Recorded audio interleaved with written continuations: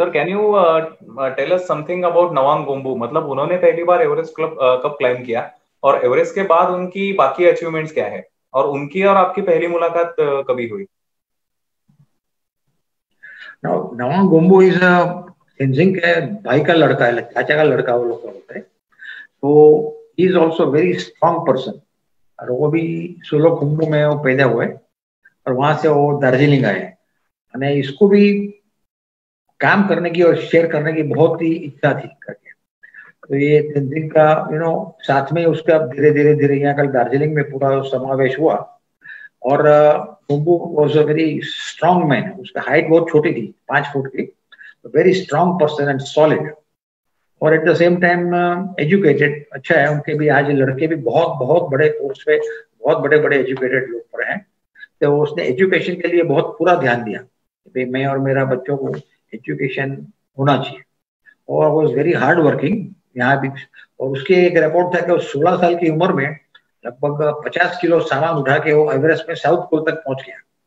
तो that was also record कि वो सामान लेके ऊपर गया इतना। और तो ब्रिटिश लोगों ने भी उसका बहुत सराहना की, भाई दिस इज गुड। फिर अमेरिकन को जाना था 1963 में एवरेस्ट, और उसकी पूरी तैयारी होने लगी। यहाँ आप देख रहे हो HMI का जो गैदरिंग है, 1973 का, तो उसकी है पूरा। और ये गोम्बू का घर है दार्जिलिंग में, उसने अपना जो घर बनाया है वहां जो रहता है। और वो पास भी यही जगह पे ही उसकी मौत भी हुई। तो अंदर अपना ही सब पूरा पूरा मॉन्यूमेंट का वो सब रखी है। अभी आजकल तो ये पेइंग गेस्ट हाउस के लिए उसने पूरा रखा है, कोई भी रह सकता है यहाँ पे। और ये तेंजिंग उसका चाचा था, तो तेंजिंग और उसकी वाइफ का भी उसने फोटो अपने कमरे में ही बराबर बाजू में लगा के रखा है। और ना वो गोम्बू तेंजिंग से थोड़ा अलग था। भाई तेंजिंग एक नया शेरपा था, नया ट्रेनिंग हुआ था वो उधर। गोम्बू वॉज वेरी स्ट्रॉन्ग और वेरी वेल ट्रेन्ड पहले से ही। तो उसने भी दार्जिलिंग के अंदर ही शेरपा ट्रेनिंग और वो सब तो पूरा चला रहा था, कर रहे थे। But he came in touch with American, particularly एक आदमी था जॉन विटेकर। तो जॉन विटेकर और उसकी दोनों की दोस्ती हुई, कहीं वो दार्जिलिंग आया था तभी। और जॉन विटेकर को गोम्बू बहुत पसंद आ गया। तो उसने कहा गोम्बू को, भाई तो हमारे साथ, हम लोग 1963 में हम लोग अमेरिकन एवरेस्ट जा रहे हैं, तो you will you come with me. तो गोम्बू ने तो हाँ कहा कि क्योंकि शेरपा में तो एवरेस्ट चढ़ना हो तो हर एक की महत्वाकांक्षा रहती है। तो गोम्बू ने विटेकर के साथ वो ज्वाइन किया। So he went for the expedition, और वहां पे बहुत अच्छा वो काम करने लगा, like this climbing a steep ladders going up, और रूट फाइंडिंग थ्रू क्रेवासिस। तो हर एक चीज में, क्योंकि उसका नेचुरल जो टैलेंट होती है शेरपाओं की, तो पूरी नेचुरल टैलेंट से साथ वो ये गोम्बू उसमें पूरा काम कर रहा था। टेंट के अंदर भी वो बैठ के कंप्लीटली उसको मॉडर्न डेज का भी वो रहता है। और फिर वो लोग 1963 में वो एवरेस्ट चढ़ गया अमेरिकन के साथ, ये जॉन विटेकर। अभी जॉन विटेकर 6 फुट 5 इंच और गोम्बू हमारा 5 फुट, दोनों का इतना लंबा था दोनों, कि तो शॉर्टेस्ट एंड टॉलेस्ट का साथ में क्लाइम। अभी इसमें भी एक इंटरेस्टिंग बात ये हुई कि जब तेंजिंग और हिलरी एवरेस्ट चढ़े थे, तो बहुत टाइम तक मीडिया के अंदर ये पूछा पहले कौन पहुंचा। ऐसे कोई नहीं होता है, दोनों एक रोप में बांध के साथ में जाते हैं, दोनों साथ में पहुंचे ऐसे ही कहा जाता है। पर भाई मीडिया को ऐसा शौक होता है, तो भाई पहले कौन पहुंचा, पहले तेंजिंग पहुंचा कि पहले हिलरी पहुंचा। और दोनों ने कहा हम लोग कुछ नहीं कहेंगे भाई, तुमको जो करना करो, बाकी हम लोग दोनों पहुंच गए साथ में। पर लोग छोड़ते ही नहीं थे। फिर फाइनली बोर होके कंटाल के तेंजिंग ने अपनी किताब में लिखा कि भाई हिलरी पहले पहुंचा, उसके बाद 3 कदम के बाद मैं पहुंचा। इतना है तो आपको जो इतना ही चाहिए तो लिख लो कि पहले हिलरी पहुंचा। और इंडियन मीडिया को उसमें काफी जरा दुख भी होगा, अपना इंडियन क्यों पहले नहीं पहुंचा, तो वो लोग समझते नहीं थे। So as a result incident याद था। तो गोम्बू और विटेकर जब एवरेस्ट के पास पहुंचे, गोम्बू, मैंने कहा गोम्बू शॉर्ट है, वो वेरी टॉल, तो समिट से जरा 5 फुट पहले वो विटेकर रुक गया कि चलो गोम्बू तो हम दोनों हाथ पकड़ के साथ में ही जाते ऊपर, जिसका बाद में कोई ऐसा रोना धोना नहीं कि भाई पहले कौन पहुंचा। तो दोनों हंस के साथ में एवरेस्ट पे कदम रखा। अभी ऊपर पहुंच गए, और फिर एकदम सेलिब्रेशन, जो अमेरिकन का भी पहला अमेरिकन को पहुंचा था, तो उसका पूरा सेलिब्रेशन चला। और वहाँ प्रेसिडेंट जॉन कैनेडी थे। तो जॉन कैनेडी ने कहा कि मैं इसके लीडर को और अमेरिकन टीम को मैं पूरा अवार्ड दूंगा स्पेशल। वहाँ के लीडर ने, जो जॉन डायरनफोर्ड जो इधर पीछे खड़े हैं, उन्होंने कहा भाई जो आपको अवार्ड देना होगा तो पूरी टीम को अवार्ड देना पड़ेगा, और वो टीम में हमारे शेरपास भी होते हैं, खाली अमेरिकन को अवार्ड वो नहीं चलेगा। तो प्रेसिडेंट ने कहा ऑफकोर्स आपका जो भी समिट में और जो भी शेरपा गया उनको बुला लो। तो वो टाइम पर एकदम तुरंत ही उसका प्रोग्राम था, तो अमेरिकन प्रेसिडेंट कैनेडी ने एक स्पेशल प्लेन भेजा, प्रेसिडेंशियल प्लेन, कलकत्ता एयरपोर्ट पे, और गुम्बू को कहा कि आप ये वहाँ कलकत्ता आ जाओ, वहां से स्पेशल प्लेन आपके लिए आया है। तो गुम्बू और एक दो शेरपा बाकी जाने वाले थे, वो पूरे वहां नीचे गए और पूरा खाली प्लेन के अंदर 2-3 पैसेंजर को लेके वो प्रेसिडेंट कैनेडी को मिलने के लिए वॉशिंगटन पहुंचे। तो that was the great honour. और यहाँ पे भी वो लोग व्हाइट हाउस में प्रेसिडेंट को मिल रहे हैं। वो जो ट्रेडिशन है, शेरपा ट्रेडिशन, जो व्हाइट स्कार्फ है वो खाता कहते हैं, वो खाता प्रेजेंट करना होता है किसको, तो उसने प्रेसिडेंट को खाता दिया और यहाँ उससे सेकंड कर रहा है।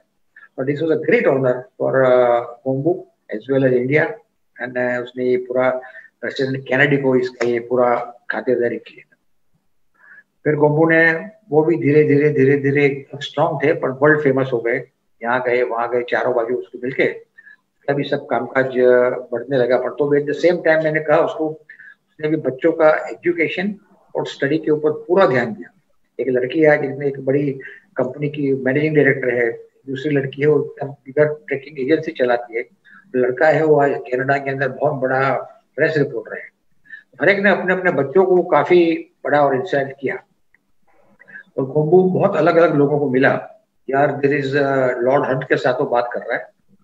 और मैंने कहा पहले जैसे जब हमारे एक्सपीडिशन बॉम्बे के अंदर रॉक क्लाइंबिंग कोर्सेज चलते थे, उसमें भी नवांग गुम्बू बहुत टाइम आया, तो तभी हमारी बहुत दोस्ती हुई। घर पे आके रहता था और हमारी सब बातचीत और सब होती थी, और वेरी नाइस पर्सन। और हम लोग मुंबई उसको दिखाते थे और उसको बिल्कुल सिटी लाइफ में इंटरेस्ट नहीं था।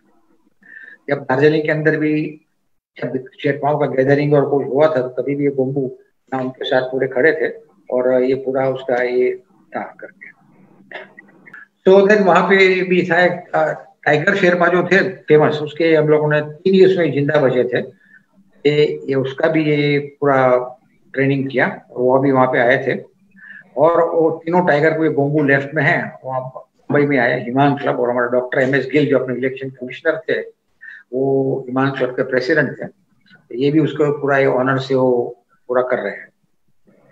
और हमारे लिए बहुत प्राउड है कि मेरा लड़का, उसी का नाम भी हम लोग ने नवांग रखा था, नवांग गुम्बू और नवांग कापड़िया। और हमारे घर के अंदर भी नवांग उसके साथ बहुत भाव से रहता था, उसको बहुत लगाव थे उसके साथ, और दोनों बहुत बातचीत करते रहते।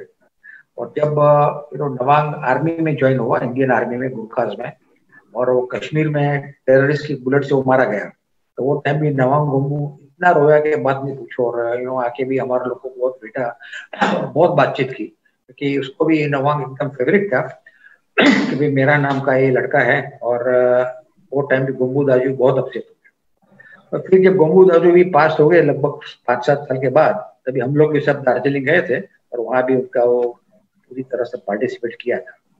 तो ये है, मैं और नवांग गुम्बू उसके घर में बैठे हैं, और we will always have very happy memories of him.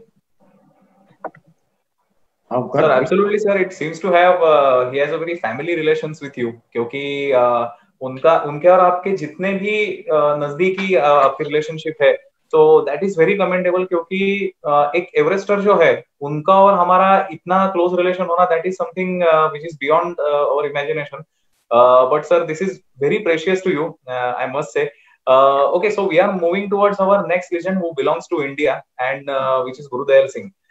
So sir, can you brief us about the Guru Dayal Singh and his 2 connections, which is Amir Ali and Trevor Abraham? Okay, so now I was also lucky to be, let's say, be very friendly and learning with Mr. Guru Dayal Singh. Now Guru Dayal Singh can be almost literally called the father of mountaineering in India. Not training wise, not this wise, but then spirit wise is done. Because जो वो history के अंदर वो जो आए, वो जब British लोग थे, तो वो टाइम लोग ने दूध स्कूल करके चालू की देहरादून के अंदर, और गुरु दयाल सिंह वहां पढ़ाते थे। और वहां दूध स्कूल के अंदर बहुत से ब्रिटिशर्स थे, पर्टिकुलरली JTM गिब्सन करके, और गुरदयाल का कलीग था, तो वो दोनों भी साथ में माउंटेन में भी बहुत इंटरेस्ट रहते थे और बहुत जाते थे। और गुरदयाल ने शुरुआत में बहुत लंबी लंबी लंबी ट्रैक की, और वो ट्रैक के अंदर वो तिब्बत भी गया और कुमाऊं के अंदर भी बड़ी बड़ी पीक्स के अंदर भी गए। वो सब करने के बाद वो धीरे धीरे धीरे अपना आगे का वो सोच रहे थे कि भाई क्या करना। अभी वो टाइम था कि जब ब्रिटिशर सब इंडिया छोड़ के जाने वाले थे, 1947 आ गया। और वो टाइम ऐसा माना जाता था कि माउंटेनियरिंग स्पोर्ट है वो खाली अंग्रेज लोग का है, अंग्रेज लोग ही चढ़ते हैं, अंग्रेज लोग ही ज्यादा घूमते फिरते हैं। और वो लोग के जाने के बाद 47 के बाद माउंटेनियरिंग स्पोर्ट पूरा हो जाएगा। तो इंडियन कब तक घूमेंगे, थोड़ा इधर उधर बद्रीनाथ केदारनाथ गए, बाकी माउंटेन क्लाइंबिंग और माउंटेन का घूमने का वो लोग का बहुत होगा नहीं। तो 47 के बाद 1-2 साल तक बहुत ही पूरा बुरा हाल था, कपड़े अपना ये वो मारामारी भी हुई सब पाकिस्तान पे, वो हिसाब से वो काफी सब रुका हुआ था। तो this is Gurdayal Singh. Later on जब हमारे घर पे आए अभी उसका है, and he was a very strong, let's say वो विराट कहते हैं ना, इससे कहते हैं very strong person and a very strong determined person and very well educated, because English का प्रोफेसर थे दून स्कूल में। अपने बड़े बड़े प्राइम मिनिस्टर और बहुत बड़ी बड़ी हस्तियां तब दून स्कूल में पढ़ी है, तो हर एक का वो है। और हमेशा हमको बोलते थे कि भाई राजीव गांधी प्राइम मिनिस्टर थे, वो इस स्टूडेंट।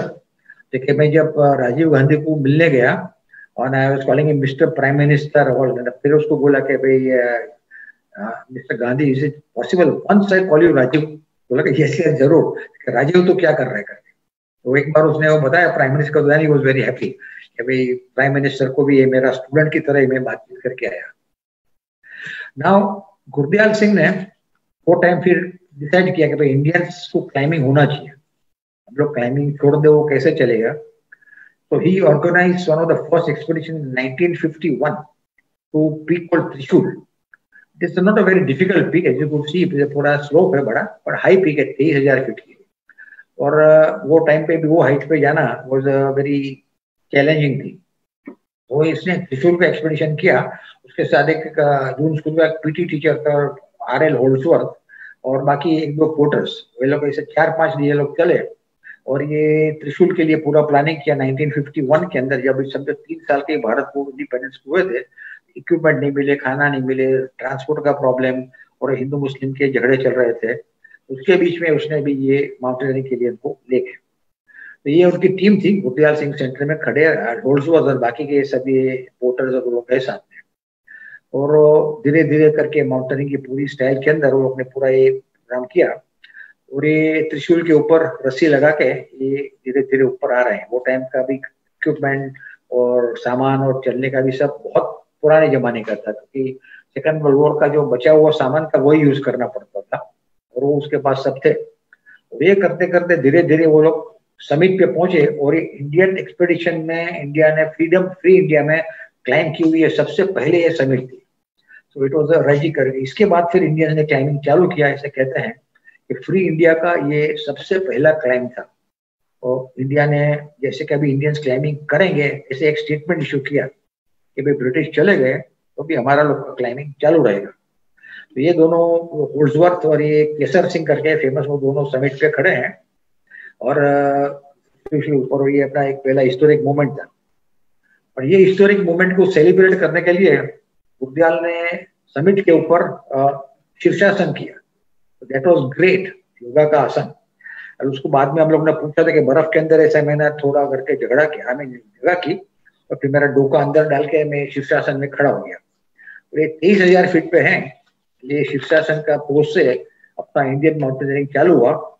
और दूसरा उसके साथ जो तो होल्सवर्थ, वो भी इंडियन ही था, उसने वो पीटी टीचर था, उसने हैंडस्टैंड किया समिट के ऊपर, वो परफेक्ट। ये 2 योगा पोस्ट के साथ भारत का माउंटेनियरिंग चालू हुआ। It was very rare thing and wonderful gesture by Gurdyal Singh and Holdsworth to start doing this. Gurdyal Singh came down and उसने काफी फिर घुमा फिरा, बहुत चीज किया, और बातचीत करते हैं। हम लोग ने उसका बड़ा रिकॉर्डिंग भी किया है। Today also is alive, age of 96, living in Chandigarh, and still going strong. Bed के ऊपर ही रहते हैं, परंतु बातचीत करने में इसमें एकदम बहुत स्ट्रांग रहते हैं पूरा। और he's always got a new idea of something to tell something, and because he's a professor, तो कुछ ना कुछ उसके साथ वो बातचीत हमेशा चलती रहती है। और आई एंजॉय मीटिंग हिम। कभी भी हिमाचल में कहीं जाना हो तो चंडीगढ़ में हम लोग एक दिन उसके साथ ही घूमते फिरते हैं और बातचीत करते हैं, और एक बड़ा ऑनर है हमारा लिए करके। नाउ गुरदयाल सिंह के साथ दूसरे एक टीचर थे, mister Aamir Ali. This is Aamir Ali. Aamir Ali का भी एक बहुत यूनिक, जो उसने भी इंडिया के लिए काफी वो किया। He was born in Kobe, Japan. और अपने डॉक्टर सलीम अली जो बर्ड के स्पेशलिस्ट है, उसका सबने नाम सुना होगा। ये उसका भाई का लड़का भोरा जी फ्रॉम मुंबई, और मुंबई में ही आते जाते रहते थे। तो वो छोटी उम्र से उसको हिमालय का भी वो शौक था, और लिखने पढ़ने में भी एकदम होशियार थे। तो उसने वो सब पूछा करके उसने फिर अप्लाई किया काम के लिए, तो उसको जिनीवा में जॉब मिला। वो जमाने में इंटरनेशनल लेबर ऑर्गेनाइजेशन ILO में उसको जिनीवा में जॉब मिला।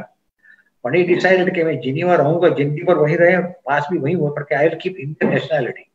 वो इंडियन पासपोर्ट उसने छोड़ने से इनकार किया कि जितने भी तकलीफ पड़े, वीजा ये वो जो भी होगा, और मैं रहूंगा इंडियन और जिनीवा में रहूंगा। तो हर साल वो इंडिया आते थे, और लद्दाख ये वो काफी बहुत जगह पे अलग अलग वो घूमते फिरते थे। और was a good writer, expert of Shakespeare, और हिमालय का एकदम लवर। आल्प्स के अंदर भी उसने स्कीइंग और ट्रैकिंग, क्लाइंबिंग वहां भी बहुत चालू था, और बचपन से उनके पूरा शौक था। नाउ उनका एक जिंदगी का एक बड़ा मकसद हो गया, वो सियाचिन ग्लेशियर इंडिया के अंदर। ये जो सेंटर में आपको दिख रहा है, वो सियाचिन ग्लेशियर का सैटेलाइट व्यू है, कि जो ग्लेशियर जाती है ना, जिसको मालूम नहीं है कि भाई सियाचिन ग्लेशियर में 22 साल तक लड़ाई चली इंडिया और पाकिस्तान कि भाई ये ग्लेशियर की हाइट किसकी हो रही है। और ये जो लेफ्ट साइड में पूरा स्नो है, ये बाजू का ये पाकिस्तान है, और इधर पूरी गन फाइट और पूरा चला, और ये बाजू चाइना है, और गलवान वैली और सब इधर ही है।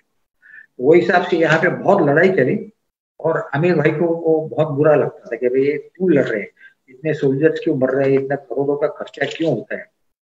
तो हम लोग वहां गए थे, तभी यंग सोल्जरों ने कहा कि सर हम लोग भी पेट्रियोटिक है, भारत के लिए जान भी दे देंगे, परंतु कब तक ये लड़ाई करें। हमको हमारा बच्चे और ग्रैंड चिल्ड्रन को यहाँ बर्फ में आके बैठ के भारत का प्रोटेक्शन करे, ऐसा नहीं चाहिए। इसका कुछ सोल्यूशन होना चाहिए ये लड़ाई का। और सोल्यूशन तो पॉसिबल नहीं था इंडिया पाकिस्तान के संबंध ही ठीक नहीं थे, कैसे हो गए। तो देन आमिर अली ने एक प्रपोज किया था, एक दूसरा प्लान। ये आपको बोल दे, लड़ाई वहां चल रही थी, तो ये बफोर्स गन लगा के भी इंडियन सोल्जर्स और पाकिस्तान का पूरा चल रहा था।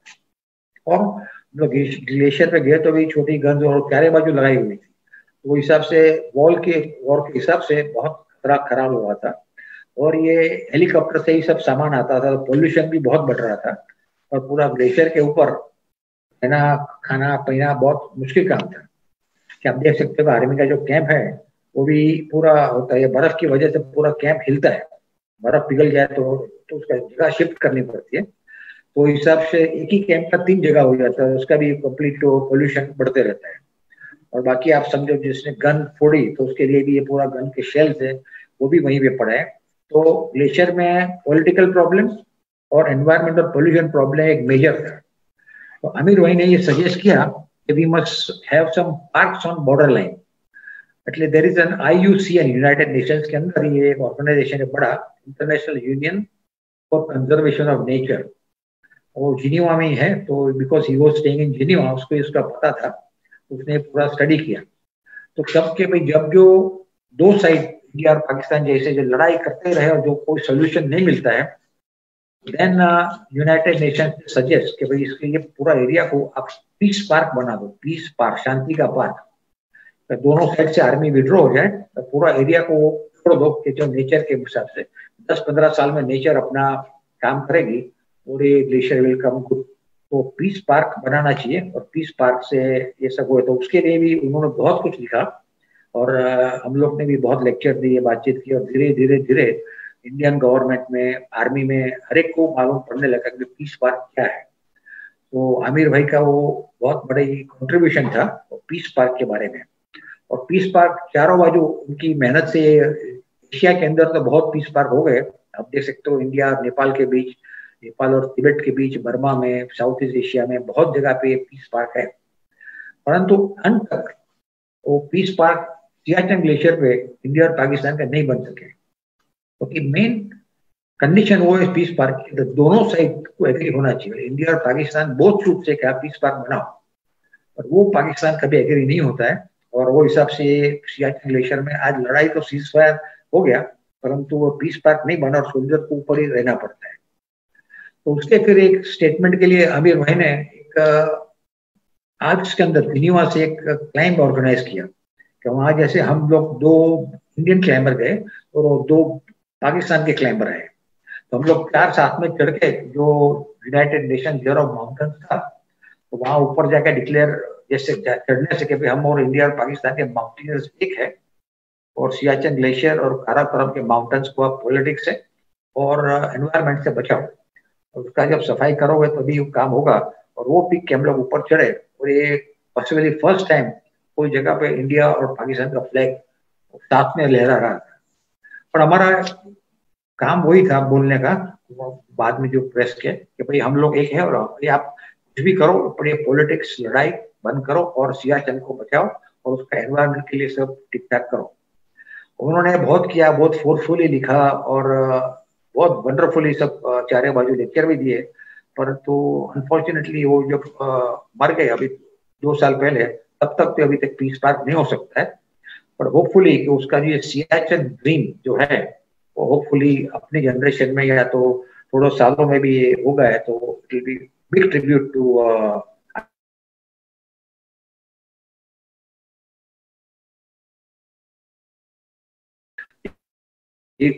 peace in Siachen, and that he was talking about Siachen Peace Park, Aamir Ali का, बिकॉज उनको भी सब आमिर अली ने भेजा था, तो ये वहाँ का वो है कि भाई सियाचिन का पीस पार्क के बारे में बोल रहे हैं। तो इसके साथ फिर मैं जिनीवा की और एक पर्सनालिटी है, उन्होंने भी ऐसा ही कुछ ग्रेट काम किया है, वो है Trevor Braham. He was a Swiss person living in Switzerland, और वहीं से है, पर उसका जन्म हुआ था कलकत्ता में। वो हिसाब से उसको भी इंडिया के लिए बहुत लगाव था, फादर कलकत्ता में काम करते थे और उसके लिए पूरा वो इंडिया में आने जाना रहा था, उसका छोटा सा बचपन और एजुकेशन भी सब कलकत्ता में हुआ, तो उसको ये कलकत्ता में था, और उसके साथ ये जिनीवा में भी उसका घर था, तो उस हिसाब से उसको माउंटेनियरिंग और क्लाइंबिंग का भी बहुत शौक था।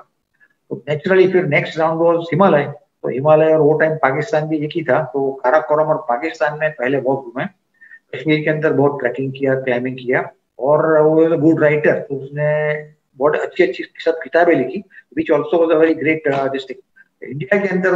One of the major area he explore was Spiti.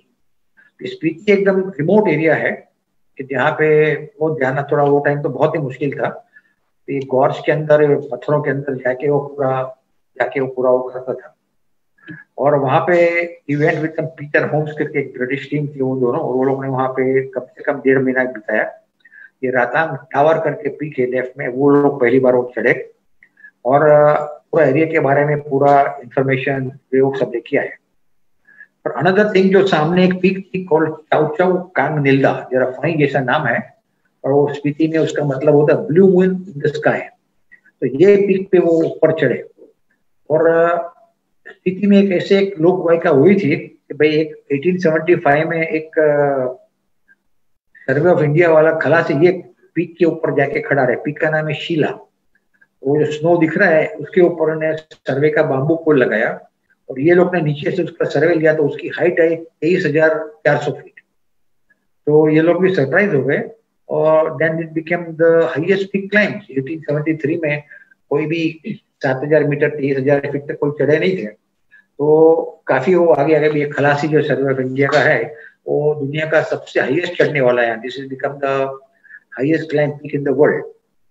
पर तो स्टडी करने के बाद ब्रेहम को ऑलवेज लगता था कि दिस इज नॉट 23,000 फीट की हाइट पीक नहीं है, इसके अंदर कुछ भी सर्वे की गड़बड़ है, या तो क्या गड़बड़ है कुछ समझ में नहीं आता है। तो जब वो एक चाउ चाउ कांग नीला पीक चढ़ा, तो उसने सामने ये शीला पीक दिखी, और ये दोनों की पीक एक ही थी, चाउ चाउ कहने मतलब वही हाइट थी, ये पीक तो मेरे जितनी हाइट की है, ये 23,000 फीट नहीं हो सकती।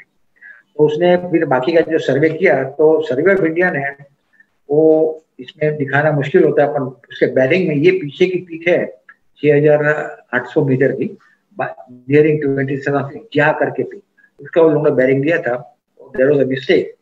तो उसने वो मिस्टेक करेक्ट की और उसने कि भाई ये पिक का वो नीचे लाना चाहिए, वो अल्टीमेटली सब करेक्शन हुआ। उसकी बुक है Himalayan Odyssey which has become very famous. Now इधर से he was living in India. तो 1947 में एक जर्मन एक्सपीडिशन के साथ he went Gangotri glacier for climbing, और वो क्लाइंबिंग के बाद वो अकेला गंगोत्री से गाइड लेके कालिंदी खाल, जो आजकल बहुत लोग जाते हैं, क्रॉस करके बद्रीनाथ जाने का उसने स्टार्ट किया। और वो कालिंदी खाल के टॉप में 15 अगस्त सुबह 6 बजे पहुंचा, एग्जैक्ट टाइम इंडिया का इंडिपेंडेंस हुआ। So it was a very historic thing कि भाई वो ऊपर समिट पे वो पास के ऊपर खड़ा, तो इंडिया का वो सबसे पहला ट्रैक और सबसे पहला माउंटेनिंग जो भी कहो वो ब्याम का था कि भाई वहाँ बराबर सुबह 6 बजे 1947 15 अगस्त को ऊपर खड़ा था। और वहां से वो नीचे गया तो हर एक गांव के अंदर वो जो सेलिब्रेशन तक हो रहे थे उसने बहुत अच्छी तरह से लिखा है। वो टाइम इतने फोटोग्राफी का नहीं था, और वो टाइम इवन गांव वालों के पास रेडियो भी नहीं था, तो उनको कुछ इतना ज्यादा मालूम भी नहीं था। पर इसने धीरे धीरे धीरे जो बद्रीनाथ से नीचे आए तो ये सब नोट करके आए, और freedom of India in Himalaya उसके बारे में उसका पूरा जो लिखान है वो बहुत महत्व का इधर हो चुका है। और इसकी तरह उसने अनदर बुक लिखी when Alps cast their spell about climbing in the Alps, तो उसके बारे में उसने पूरी डिटेल का वो किया है। तो वो भी एकदम पूरा रहा, और उसकी ब्रह्म ऑनरी मेंबर थे IMF के और बाकी अच्छी अच्छी जगह हिमांश क्लब के। और अभी एक समझो अप्रैल महीने में उसका देहांत हो गया, और his funeral was conducted in June. So he was a very unique person for India, and काफी ज्यादा उसने अपना काम किया है। मित्रांनो, मला सगळ्यांना एक सांगायचंय की हे आपण गेल्या जवळपास 2 दिवसापासून आपण नोट करतोय की हरीश सरांच्या प्रत्येक वाक्याला एक सपोर्टिंग फोटो आहे। माझ्या म्हणण्याचा अर्थ तुम्हाला कळत असेल की हरीश सरांचं डॉक्युमेंटेशन किती तगडं आहे आणि किती स्ट्रॉंग आहे हे तुम्हाला या सगळ्यांना कळू शकेल। जवळपास आपण 8 लिजंड्स बद्दल आपण आता 2 दिवसापासून बोलतोय, पण त्यांच्या प्रत्येक स्टेटमेंटला, त्यांच्या प्रत्येक घटनेला एकेका फोटोची त्यांनी साथ दिलेली, एकेका फोटोचं त्याला बॅकअप दिलेला आहे। आणि सगळ्यात महत्त्वाचं म्हणजे हे डॉक्युमेंटेशन एवढ्या सगळ्या आंतरराष्ट्रीय ख्यातीच्या गिर्यारोहकांबद्दल जमवणं, ते एकत्र करणं आणि ते सागर संगीतपणे मांडणं, याला ही तपश्चर्या आहे ऍक्च्युअली। कारण त्या सगळ्या लोकांचे फोटो अवेलेबल होणं, त्यांच्या एक्सपिडिशन्सची पेपर कटिंग्स मिळणं असेल किंवा त्यांचे समिटवरचे फोटो असेल, तर खरं तर याचं डॉक्युमेंटेशन करणं ही खरंच सोपी गोष्ट नसते। कारण आपल्याला आपल्या जवळपास मागच्या वर्षीच्या ट्रेकचे फोटो मिळायची आपली बोंबाबोंब असते, पण हरीश सरांनी हे म्हणजे माझ्याकडे खरंच शब्द नाहीयेत। आणि दुसरं सगळ्यात मला महत्त्वाचं सांगायचं म्हणजे हे जे आपण आता शेवटच्या लिजंड कडे आपण येणार आहोत, ते कोणी मी तुम्हाला सांगतो, पण त्याच्या आधी सगळ्यांना मला असं सांगायचंय की इतकं ह्या सगळ्या लिजंड बद्दल त्यांची पर्सनल लाईफ असेल किंवा त्यांच्या अचिव्हमेंट असतील, यांच्याबद्दलची एवढी माहिती लक्षात ठेवणं ही खरंच इम्पॉसिबल गोष्ट आहे। आणि Harish sir, hats off to you for storing this information, कारण हे खरंच अवघड आहे एवढी सगळी इन्फॉर्मेशन लक्षात ठेवणं आणि ती साध्यंत प्रेझेंट करणं फोटोंचं त्याला सपोर्ट देऊन। तर त्याच्यामुळे खरंच, आणि मी जसं सुरुवातीला सांगितलं की हे जे 2 दिवसाचं सेशन आहे हे आपल्यासाठी परमनंट डॉक्युमेंटेशन होणार आहे। कारण ही जे सगळे आपले माउंटेनिअरिंग फील्ड मधले जे लिजंड आहेत, इंडियन असू दे किंवा बाहेरचे असू दे, या सगळ्या लोकांबद्दलची इतकी टू द पॉइंट इन्फॉर्मेशन खरं तर बाकी आपण जनरली कुठे वाचायला जात नाही, आणि म्हणूनच आम्ही ही सेशन तुमच्यासाठी ऑर्गनाइज केलेली होती। आता एखाद्या मैफिलीची सांगता जशी आपण एखाद्या खूप छान रागाने करतो, तशीच आजच्या आपल्या 2 दिवसाच्या मैफिलीची सांगता आपण करतोय अशा एका नावाने की जे सह्याद्रीतल्या प्रत्येक ट्रेकरला माहितीच आहे, आणि ते नाव म्हणजे डग स्कॉट। मला वाटतं तुमच्या लक्षात आलं असेल, हरिहर किल्ल्याचा जो स्कॉटिश कडा आहे, जो आपण निरगुडपाडा गावातनं बघतो, तर त्या स्कॉटिश कड्याला ज्या व्यक्तीमुळे ते नाव पडलेलं आहे, तर तो व्यक्ती म्हणजे डग स्कॉट। आणि हरीश सरांचे आणि त्यांचे अत्यंत घनिष्ठ संबंध आहेत। हरीश सर, हम अभी सर डग स्कॉट के बारे में हम बात करेंगे। बेसिकली आपकी और उनकी मुलाकात कैसे हुई, और आपने ऐसा बताया था कि उनके साथ बहुत से हादसे हो गए, एक्सीडेंट हो गए, फिर भी उन्होंने खुद को रिकवर किया। और सब व्यूअर्स के मन में जो सवाल है कि उनका और सह्याद्री का मतलब रिलेशन कैसे हुआ, और उन्होंने वो स्कॉटिश जो क्लिफ था तो जिसका नाम एक्चुअली उन्होंने क्लाइम करने के बाद रखा गया, लेकिन हरिहर फोर्ट का जो क्लिफ था वो उन्होंने क्लाइम कैसे किया? सो आप उनकी स्टोरी हमें सुनाइए। हाँ जी, वेल डग स्कॉट तो बहुत सालों से हम लोग जानने लगे, particularly because he was friends with Bonington, और बॉनिंगटन 1980s में भी जो हमारे यहाँ रहा, तभी डग स्कॉट भी यहाँ उसके बाद भी आया, और सीधा उसकी एकदम फ्री नेचर है तो सीधा घर में आ गया, और हमारे घर में आके बाहर गैलरी में ढूंढ रहा है, तो क्या तो मैं सोऊंगा कहाँ, हम तो आपको कमरा दे देंगे, नहीं नहीं नहीं मुझे बहुत गर्म है, मैं गैलरी में ही रहूंगा। तो फिर गैलरी में वो सो गया, और उसके बाद फिर ऐसा रिकॉर्ड हुआ कि हमारी गैलरी में अभी तक 7 एवरेस्ट चढ़नारे सोए हैं फॉरेन के। तो डग स्कॉट ने सबको बात करते कहा कि उसकी गैलरी में बहुत अच्छी नींद आती है, तो जो भी फॉरेन से आएगा वो हमारी गैलरी ढूंढेगा, डग स्कॉट कहाँ सोया था वो वहीं सो जाएगा। तो इस तरह से एकदम आनंद की वजह से ये पूरा हुआ। But Doug Scott is a very unique person, very different and solid. उसको इतना, बाकी का सब माउंटेनियर भी आप देखो तगड़े हैं, डग स्कॉट इज सबसे ज्यादा तगड़ा आदमी आप देखो माउंटेनियरिंग में, तो एकदम सॉलिड है। और उसके लिए मस्करी में सब लोग उसको कहते हैं वो आयरन मैन है, आयरन मैन, लोखंडी, क्योंकि उसके इतने ऑपरेशन हुए कि बॉडी में इतना आयरन डाला गया है, ये प्लेट इधर ये प्लेट उधर, तो मस्करी में उसको सब आयरन मैन भी कहते हैं। तो ये उसकी सब ये कहानी है पूरा। तो डग स्कॉट वो इंग्लिश के अंदर जन्म हुआ उसका, और वो यहाँ पे बम्बई पहली बार आया 80s में 90s में, फिर उसके बाद आता ही रहा कि उसका नेपाल के साथ बहुत संबंध है, और नेपाल में वो शेरपाओं के लिए बहुत कुछ काम करता है, तो वो हिसाब से वो आते रहता था, उसको इंडिया और बम्बई आने का पसंद था। तो एक बार हम लोग को जब आया तो 2-4 दिन के लिए उसका हॉल्ट था, तो हमने कहा कि भाई कुछ सह्याद्री में घूमने जाए, तो यस लेट्स गो, बट खाली ट्रैकिंग ने हमको कुछ क्लाइंबिंग भी करना है, तो यस। तो फिर थोड़ा मैंने फोटो दिखाए, और फोटो के अंदर उसको हरिहर का भी फोटो दिखाया था। This is Doug Scott practising near his home. वैसा ही पागलपन के लिए भी बहुत प्रख्यात है, कहीं भी कुछ चढ़ जाएगा, कोई बिल्डिंग में चढ़ जाएगा, या ट्रेन के आने के पहले ऐसा ऊपर चढ़ के ब्रिज के अंदर से वो पूरा रॉक क्लाइंबिंग कर रहा है, और इसमें खिला बिला डाल के भी वो पूरा ट्रैवर्स करेगा। So he is known for such brilliant innovative ideas, जो लीगल है कि नहीं है उसको बहुत फर्क नहीं पड़ता है। तो ये हम लोग ने उसको ये फोटो दिखाया हरिहर फोर्ट का, और ये हरिहर फोर्ट में ये जो क्लिफ है पूरी, तो that seem to be good for him to climb. मतलब उसने यहाँ फोटो थोड़ा हम लोग ने स्टडी किया, और उसको ये क्लोजअप भी उसको दिखाया था, इसलिए कि यस पॉसिबल, थोड़ा कैसे होगा, रॉक हमारा बहुत ब्रिटल है, और ये रॉक ना टूट भी सकता है, नहीं कोई बात नहीं, उसके लिए भी टेक्निक होती है, वो हिसाब से भी हम करेंगे। तो वो हिसाब से फिर हम लोग एक सैटरडे को चले यहाँ पे, सैटरडे समझो दोपहर तक वहां पहुंच गए, और उसने पूरा एग्जामिन किया, देखा करा, और पहला थोड़ा चढ़ के वहां रोप फिक्स करके वापस आया। फिर हम लोग वहीं पे रात को सो गए टेंट लगा के, और दूसरे दिन सुबह में उसने चालू किया, 3 लोग जा रहे थे, हमारे 2 फ्रेंड लोग डग स्कॉट, और ये जो आप लेफ्ट में देख रहे हो ये पूरा ये इसके ऊपर इसे चढ़ के गया ऊपर, ये यहाँ से। So this was the whole Scottish Kara, or this is the cliff climb. About 3-4 घंटे लगे उसको, but then fully safety and पूरा complete वो रोप और सेफ्टी और सब लगा के के बाद, तो ये जब ऊपर पहुंचा तो एकदम थक गया था, तो वो लोग गर्मी सहन नहीं होती है, तो हरिहर फोर्ट के टॉप में वो पूरा पानी पी रहा है। वो हिसाब से ये उसका एक क्लाइम की वजह से हम लोग इसका नाम स्कॉटिश कड़ा रखा, विच वाज वेरी अप्रोप्रिएट, क्योंकि वो चढ़ गया था। तो उसके बाद तो फिर हमारे भी फ्रेंड्स बहुत कोई चढ़े, और आई एम श्योर कि उसके बाद भी काफी लोग चढ़े हैं, तो it is become a very famous legendary thing because of this climb. Even England में भी आज लोगों को सह्याद्री का नाम थोड़ा मालूम है, डग स्कॉट चढ़ा वो रेंज सह्याद्री करके। डग स्कॉट ने अभी अपनी एक पूरी किताब लिखी है अप एंड अबाउट करके, जिसके अंदर उसने पूरा अपना जिंदगी का जो भी क्लाइंबिंग किया है वो उसका कंप्लीट लिखा है। तो वो आप उसको जो पढ़ो तो it is an amazing journey, और बहुत लंबा वो करके गया है।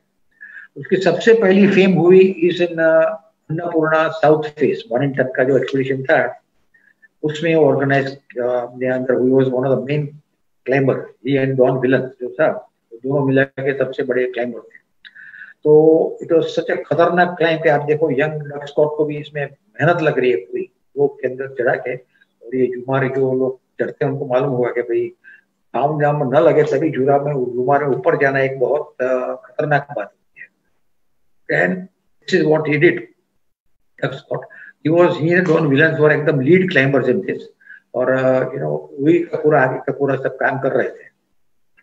और तो अपन अमुक लेवल पे पहुंचे तो फिर बाकी के क्लाइंबर्स भी बोल रहे कि उनको ही क्यों चांस मिलेगा, हम लोग को भी तो आगे जाना है, हम लोग कैसे करेंगे। तो then Bonington called back these two guys down कि आप यहाँ बैठो और बाकी को करने दो, और बाकी से कुछ ज्यादा प्रोग्रेस नहीं हो रहा था।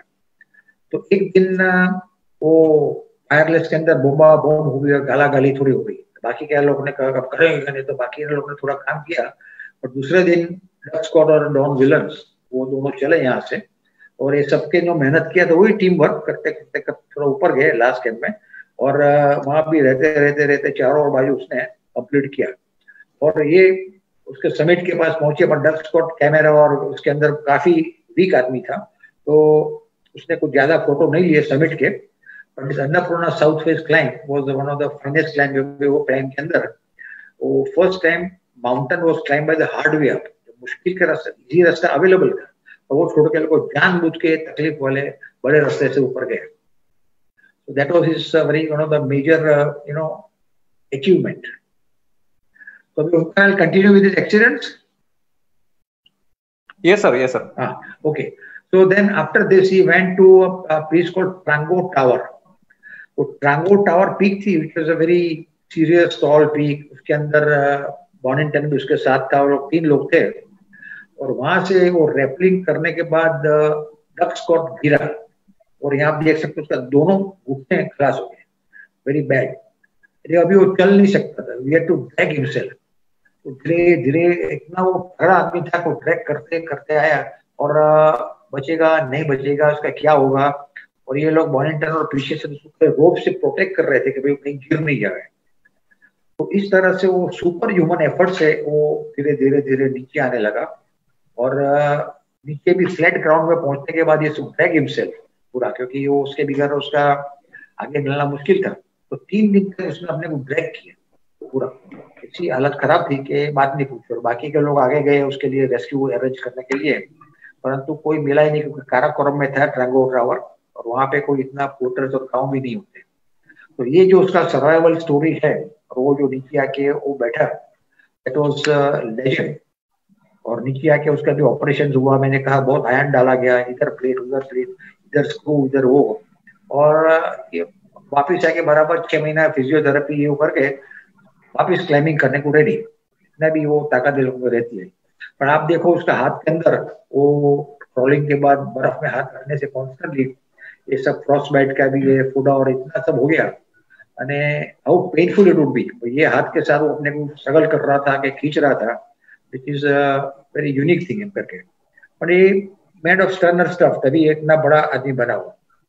वो भी वो टाइम भी थका हुआ, टेंट के अंदर भी उसको रखा था, तो उसका मूड भी कुछ ठीक नहीं था, मतलब क्या करे, उसको वो रहना ही पड़ता है। और यहाँ पे फिर उसके बाद अल्टीमेटली वो पाकिस्तान के एरिया से कोई जीप आई, बहुत दूर से वो जीप तक भी घसीटता घसीटता इसको ले गए, और वहां से फिर वो बच के वापस इंग्लैंड आया। और उसके बाद फिर उसका नेक्स्ट गाना हुआ 2-3 साल के बाद एवरेस्ट। लेफ्ट में है ड्यूगल हेस्टन, राइट में डक स्क्वाड, और सेंटर में तेंजिंग। ये लोग को नीचे तेंजिंग मिले, तो उनका साथ फोटो लिया। तो ये भी एवरेस्ट का नॉर्मल एक्सपीडिशन नहीं था, it was again the hard way up, climbing by the southwest face of Everest, which was a very difficult route। और डक स्क्वाड और ड्यूगल हेस्टन उसके सब मेन क्लाइंबिंग चलने वाले थे, और Bonington ने पूरा लाखों डॉलर का लाखों पाउंड का इकट्ठा करके ये पूरा एक्सपीडिशन खड़ा किया था। और एवरेस्ट का जो नॉर्मल रूट है साउथ पोल से, which is consider not too difficult, but ये south west face is serious. और ये Bonington के पहले तो कोई चढ़ा भी नहीं था, तो expedition first expedition 1972 at failed, और ये 1975 में ये दूसरा एक्सपीडिशन में ये लोग वहां पे पहुंचे। तो वहां पे पहुंचने उन्होंने पूरा एक्सपीडिशन का पूरा स्टडी किया। फर्स्ट टाइम ये लोगों ने डिफरेंट टाइप का ये ऑक्सीजन सिलेंडर वहां पे सब यूज किए। अभी आपको यहाँ समझाने में डायग्राम में मिस्टेक मुश्किल होगा, परंतु this very special oxygen cylinder develop for the south west face, जिसमें ऑक्सीजन का हवा के साथ मिश्रण होता था, वो हिसाब से उनको थोड़ा कम उठा के जाना पड़े और ज्यादा उसको तकलीफ नहीं होती। और उनके साथ था शेरपा सरदार एक पर तेम्बा, वेरी यंग, और हिलेरी की जो स्कूल में आपने अपनी बात की, तो हिलेरी की स्कूल में इंग्लिश पढ़ा हुआ, ये पहला शेरपा वहां से आया और वो वहां सरदार बना। और लगभग डग स्कॉट ने उसको 30 साल की उम्र में शेरपा का सरदार बनाया। नॉर्मली सरदार लोग 50-60 साल में होते हैं। वॉनिंगटन और डग स्कॉट ने मिला के कि कोई हम लोग को इसमें भरोसा है और ये रहेगा, और उसने एक्सीलेंट काम किया। तो इतना एक्सीलेंट काम किया कि खुले खुद ये कठिन रास्ते से खुद भी समिट पे पहुंचा। तो उसका ये एकदम बड़ा कॉन्ट्रीब्यूशन था ये एक्सपीडिशन के सक्सेस में। तो डग स्कॉट और ह्यूगो लेसन फिर चले, फाइनली डिफिकल्ट रूप से लोग ऊपर पहुंचे और ये पूरा स्टेप चढ़ के वो ऊपर आए। पर बाय दैट टाइम बहुत लेट इवनिंग हो गई थी और वहाँ समिट पे पहुंचे तो इट वाज ऑलमोस्ट अराउंड 6:30, 6:30 बज गए थे। चारे बाजू सब सनसेट हो गया था और पूरा समिट के ऊपर भी वो लोग को भी क्या करना कुछ समझ में नहीं आ रहा था। जब वो लोगों ने डिसाइड किया कि एटलीस्ट 200-300 फीट नीचे जाते हैं, और ये लोग इतने होशियार रहते हैं कि आते टाइम ही वो लोगों ने जगह देख के रखी थी। तो समिट से नीचे नहीं आ सका, तो ये जगह है जहाँ हम लोग बैठेंगे, और वहीं पे प्लेटफॉर्म थोड़ा बना के जब उजाला था तभी करके गए थे। वापिस आके अब सेफली बैठ जाओ, तो इसको दीर्घ दृष्टि कहते हैं, वो था उसका खास। तो वहां से 300 फीट नीचे आया, उसको रास्ते में अपना मेंबर मिला, Mick Burke. He was also going to the summit. वो लोग 3 लोग निकले थे और ये तीसरा आदमी नीचे पीछे रहेगा, तो कहते नहीं मैं समिट ही जाता हूँ, अभी लेट हो गया। नहीं मैं जाके आ जाऊंगा। तो वो निकल गया ऊपर। ये दोनों वहां नीचे बैठे और मिक बर्क जिंदगी में कभी वापिस आए नहीं, किसी ने उसको दिखाई नहीं बाद में क्या हुआ, कहाँ हुआ, मर गया कि क्या हो गया। तो इस तरह का भी ट्रेजेडी कभी कभी हो जाती है जो आप दूसरों का नहीं सुनो। तो डग स्कॉट समिट के ऊपर अपना उसका फोटो है, और वो फोटो लेके नीचे आके बैठा, और वहां पे उसने और ह्यूगो लेस्टन ने पूरा रात बैठ के निकाला कंप्लीट। और उसके बाद फिर वो लोग सब मुश्किल रास्ते से सब नीचे आए, और यहाँ पे मिक बर्क और उसके सबकी मेमोरी में एक बहुत नीचे पड़ा था, उसके अंदर एक और प्लेट जुड़ गई कि मिक बर्क यहाँ पे पूरा मर गया करके। एवरेस्ट के अंदर और हर जगह पे इस तरह से भी काफी सब डैमेज हुआ है, और वो हिसाब से कंप्लीट। अब डग स्कॉट ये हमारे घर में है, बैठा है। और तो फिर धीरे धीरे धीरे सब प्लेट और आयन की वजह से उसको चलने का भी थोड़ा मुश्किल हो गया, पर तो भी रॉक क्लाइंबिंग और बहुत करता था। और उसने एक लाइफ का एक अनदर मेजर मिशन बनाया Hillary, to have cooperative movement in Nepal, not only Sherpa पर पूरा नेपाल में, कि उन लोगों को ट्रेनिंग करना है कि भाई स्वेटर कैसे बनाना, ये कैसे करना। उसके लिए मशीन ले गया, उसके लिए वो कुछ भी नया खड़ा किया, और उसका मार्केटिंग के लिए भी उसको मदद की। तो उसका वो उसकी अभी वाइफ है फ्रिश करके, तो दोनों ने मिला के नेपाल के अंदर खूब काम किया। नेपाल में ऑलमोस्ट उसको आजकल लोग भगवान की तरह मानते हैं, जहाँ जाए तो नेपाली लोग, क्योंकि उसने इतना सारा कि मैंने एवरेस्ट से इतना मिला, अन्नपूर्णा से मुझे इतना मिला, तो this time I must give back to Nepal. तो इस हिसाब से वो नेपाल के अंदर वो खूब काम करता है, और उसके लिए पूरा बिजी रहता है। जब उसके घर पर जाओ तो तुरंत आपको ले जाएगा, ये टोपी खरीद, ये टोपी मेरे नेपाल की ये लड़की की है करके। वो हिसाब से डूइंग अ ग्रेट जॉब, और अभी भी आराम से अपने घर में रहता है, और बहुत ठंडी जगह पे रहता है। तो आप उसके घर में भी जाओ तो पता चलेगा भाई क्यों ये सब कितने लोग टफ रहते हैं। आई होप डग स्कॉट लंबा टाइम तक इधर ही ऐसा जीता रहे और अपने साथ काम करे। हम उनका तो अभी यस सर, मेरा प्रेझेंटेशन हो गया अभी। मित्रांनो, मी तुम्हाला मगाशी म्हटलं तसं की एखाद्या मैफिलीची सांगता ही आपण एखाद्या खूप सुंदर रागाने करत असतो, आणि मी तुम्हाला जसं म्हणलं की हरिहर किल्ल्याचा जो स्कॉटिश कडा जो आपल्या सगळ्यांच्याच परिचयाचा आहे, बऱ्याच जणांना त्याची हिस्ट्री माहिती नसेल की याचं नाव स्कॉटिश कडा कसं पडलं, आणि म्हणूनच आम्ही last but not the list म्हणून आम्ही डग स्कॉट यांचं आम्ही प्रेझेंटेशन आम्ही सगळ्यात शेवटी ठेवलेलं होतं. पण मला माहिती आहे आता तुमच्या मनात विचार काय चालू आहेत, आणि इनफॅक्ट आता मला 2-3 प्रश्न पण असे आलेले आहेत की आपण भारतातले किंवा भारताच्या बाहेरच्या लिजंड्स बद्दल, त्यांच्या एक्सपिडिशन्स बद्दल आपण बोलतोय, पण आम्हाला त्यांच्याबद्दल ऐकायची इच्छा आहे, त्यांच्याबद्दल येऊ दे. Harish sir, people want to know your expeditions, your most favourite expedition, your most memorable expeditions. आणि मला माहिती आहे मित्रांनो की कालपासून तुम्ही या क्षणाची आतुरतेने वाट बघत असेल की हरीश सरांची एखादी एक्सपिडिशन जर आम्हाला ऐकायला मिळाली तर खूप मजा येईल. तर त्याच्यामुळे आपल्या 2 दिवसाच्या अत्यंत सुंदर पद्धतीने रंगलेल्या मैफिलीची सांगता आपण हरीश सरांच्या एक्सपिडिशनच्या अनुभवांनी करणार आहोत. Harish sir, can you brief us about some memories from your most memorable expedition, जो भी आपको पसंद है, जो भी आपकी सबसे मेमोरेबल एक्सपिडिशन है, क्या आप हमें उसके बारे में बता सकते हैं? ये तो इसका ऐसा हुआ कि माँ को कौन सा बच्चा पसंद है, ऐसा हो गया। इतने एक्सपीडिशन में गए, इतने एक्सपीडिशन में गए हैं कि सब टोटल किया तो आपको मेरा फिर से 2 बार अरेंज करना पड़ेगा। But basically I can talk of one expedition which was very very memorable, painful and सब तरह से it was great। तो वो पूरी एकदम मेरे लिए भी वो लेजेंड की जैसे स्टोरी हो गई। 1974 दैट इज, हम लोग भी जब उस टाइम जस्ट कॉलेज में एंट्री किया था, तभी हम लोग 5-6 लोग ने डिसाइड किया to go to Nanda Devi sanctuary. Sanctuary वो जस्ट वो टाइम 2-3 एक्सपीडिशन हमारे पहले गए थे। तो वहां पे जाके एक सदर्न मोस्ट पॉइंट है सेंचुरी का, कॉल्ड देवतोली। वो पिक हमको चढ़ना था, 6-7-8 मीटर, 22,800-900 फीट होता है। तो मैसेल, बोगा, महेश देसाई, सुभाष, हम लोग ऐसे ही 4-5-6 लोग थे मुंबई के, सब all over same young age, all about 25-27 साल के हम लोग सब थे। और ये पूरा एक्सपीडिशन सब की पूरी तैयारी की जाने के लिए। और यूजुअली सब वो प्रॉब्लम सॉल्व करते करते रेलवे की स्ट्राइक हो गई, तो रेलवे के फिर एक डब्बे में सब घुस के पूरा रात भर बैठ के पहुंच गए। वहाँ बस बिगड़ गई, तो वो सब नॉर्मल झमेला तो जब हो ही गया। और फिर ऐसे करके बेस कैंप पे हम लोग पहुंचे। अभी बेस कैंप से धीरे धीरे 2 कैंप बिल्ड किए। तो वो टाइम तक हम लोग ये नोटिस कर रहे थे कि भाई एक चीज होता था कि हर रोज सेंचुरी में दोपहर को 1 बजे मौसम खराब हो जाता था। जो तिब्बत से जब विंड आते हैं, वो सब सेंचुरी में ठंडा विंड आके यहाँ अंदर आता है। सेंचुरी की चारे बाजू 20-21 हजार फीट की वॉल है, तो ये सब विंड अंदर ट्रैप हो जाते थे, उसको बाहर जाने का रास्ता नहीं है। तो दोपहर को 1-1:30 बजे के 2 बजे तक उसका पूरा अंदर क्लाउड हो जाता है और तूफान जैसा होता है। तो वो तूफान होने के बाद फिर वापस 3-4 बजे एकदम क्लियर हो जाता है। तो we used to call it matinee show. कभी कभी तो सामान लेके भी जावे तो बोले भाई कैंप नंबर 2 में सामान रखो, फिर मैटिनी शो की राह देखो, फिर वापस आ जाओ। तो that all work very well. और फिर जिस दिन हम लोग समिट पे गए थे, मैं और महेश और हमारे 2 पोर्टर लोग, हम लोग 4 लोग समिट पे पहुंचे देवतोली। और that was also about 1 o'clock। So we decided to wait कि थोड़ा मैटिनी शो थोड़ा हो जाए, हल्का हो जाए, फिर नीचे आएंगे। तो उसके होने के बाद हम लोग धीरे धीरे नीचे आने लगे। तो नीचे एक बड़ी क्रिवास थी, हम लोग वो सब लोग वो क्रिवास क्रॉस करते थे कॉन्स्टेंटली। तो वो क्रिवास के ऊपर आया, बराबर रोप वोप लगा के बराबर शेरपा ने पहले क्रॉस कर लिया शांति से। और फिर मैं उसके ऊपर से आया और नीचे तक करके आवाज आया और क्रिवास टूट गई, ब्रिज टूट गया। मैं नीचे गिरा। अकेले दोनों बाजू से रोप ने मुझे को पकड़ा और मैं ठिंगाता रहा बीच में, बिकॉज बर्फ अभी ऑलरेडी सॉफ्ट हो गया था वो हिसाब से।